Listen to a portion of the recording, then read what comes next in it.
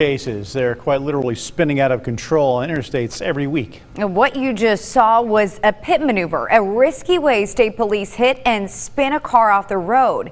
It often ends in crashes that sometimes not everyone walks away from. Working for you, Susan El Khoury uncovers how troopers keep picking up the speed.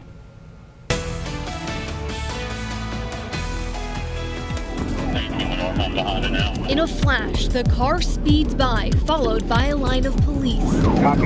It's a traffic stop turned high-speed chase from Sherwood into Little Rock, where at speeds of 120 miles per hour, State Police Trooper Kyle Ellison forced it to end. Be successful. Sherwood, get out with it. See you alive? This is what was left of the fleeing car. It was really horrific, like to know that my child was in that car. LaTanya Brooks' son, 22-year-old Brian, was at the wheel. Where it jumped and he crashed into the tree. It all started when a Sherwood police officer tried to pull him over for driving with his high beams on. No one will ever know why Brian didn't stop. It cost my son's life for no reason at all. It's been 2 years since the crash in November 2019. Brian's death was ruled a homicide by the Pulaski County coroner, a detail Trooper Ellison left off his report. Ellison's solution was a pit maneuver, short for precision immobilization technique. It works by the trooper turning into the back quarter of the fleeing car, which forces it to spin out and ends the pursuit. But it's also something that's led to deadly consequences. What happened here is part of the reason many agencies across the country ban pit maneuvers. It's something we wanted to talk to state police about, but the department turned down an interview and instead sent us a statement from Director Colonel Bill Bryant saying, quote, "In every case a state trooper has used a pit maneuver, the fleeing driver could have chosen to end the pursuit by doing what all law-abiding citizens do every day. When a police officer turns on the blue lights, they pull over and stop." Pit is a risky maneuver, period. It is. Rick Giovingo spent years studying and teaching pits at the federal law enforcement training centers. The speed, people in the car, the crime that's been committed, those are things all have to be taken into consideration by the officer before they do the pit. We searched how often pits are happening in Arkansas and found in the past 4 years, state police attempted to or pitted drivers at least 306 times. Almost half of those were last year. Records show many started as minor traffic violations. That's what happened here when Senior Corporal Rodney Dunn said he clocked a driver speeding. His dashcam video shows the SUV slowed down and flashed hazards. He followed for 3 minutes, then pitted the SUV. Yeah, pitted. They hit the inside wall, Which caused it to spin into a concrete barrier and flip. get me EMS started. The video kept rolling as the driver, who was pregnant, explained why she didn't stop. I just didn't feel like the shoulder was big enough with the wall. What happens when people don't stop for us. You wreck us? We hit the vehicle. In the past 4 years, there have been at least 18 cases with children in the car, like this one where an infant was thrown from the car, one of 3 people injured in that pit. Speed was also a factor. Records show most pits happen above 60 miles per hour, with some topping 100 to 120. Do you think that there should be caps on the speed?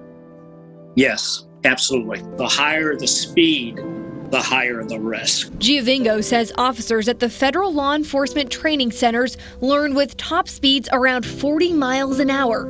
Only the most advanced are allowed to go faster. We still don't go above 60 miles an hour. That's generally the highest it will go. For ASP, there's no limit on speed during pits. Back on that November night after the pit on Brian's car, Trooper Ellison can be heard on the phone with his supervisor. How fast were you when you pitted him, roughly? About 120. Okay. It is what it is. We can't dictate that. Hours after that call, Brian died at the hospital. He's one of at least 5 people killed when state police used a pit in the past 4 years. Right now, there are no state or federal requirements to track pit maneuvers.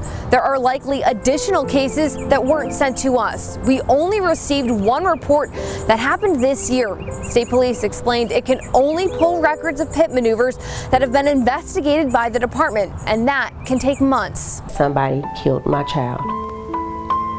And I wake up with that every day. Less than 24 hours from the crash that killed Brian, Trooper Ellison pitted another car while going 90 miles per hour. The driver and passenger both walked away unharmed. So whose child is next? ASP went on to award Trooper Ellison the Trooper's Cross, given for courage. We got you some help coming, okay, man? Can you hear me? Saying it's because of his actions, hitting Brian's car and then helping pull him from the wreck. Stay with me, okay? I know it hurts. I did promise my son before he took his last breath that I will get justice for him, and I mean that. At home, Brooks now sits in a room she transformed into a memorial. Everybody that knows Brian knows he's a Lakers fan and he's a Kobe's fan. Her son's memory driving her to keep questioning what happened that night in November. You had his address. So if it was that serious, you could have came to the house and got it. Knowing the choice to not stop cost her son his life, but wondering if there could have been another ending. I pray something changes, because it has to change. Something has to change. Pits have been used by ASP for about 20 years. We started pulling records in January. A month later, ASP changed its policy. Now, any pit like these that leads to serious injuries or death must be turned over to the prosecutor's office, and the officer involved will be placed on administrative leave.